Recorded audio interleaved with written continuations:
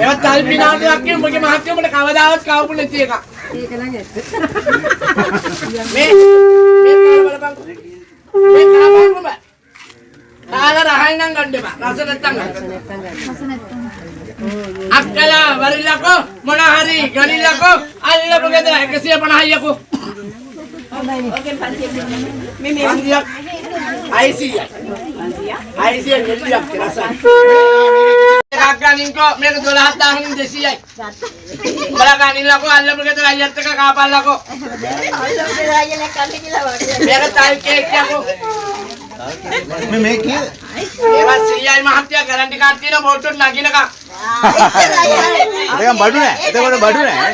දවස් දෙකක් රසක් කියේ නේද? 12ක් 200යි යකෝ. ඔබ දාගනින්කෝ අල්ලපු ගෙදර අයියත් එක්ක කාපන්කෝ. නොමිල දෙන්නේ ඒ වටු ටික. ඇත්තට මම මේ දුප්පත් උනාට hina වෙලා සතුටින් ඉන්න මිනිස්සු තමයි උඹලා. උඹලා ඒ හින්දා මම ඔක්කොම එක එක දෙනවා උඹලා අල්ලගනින්න එක එක නේ ඔක්කොම එකක් දෙනවා අල්ලගනින්න. මේ අල්ලගනින්න. ඔය රත්නපුරේ මම වරයි.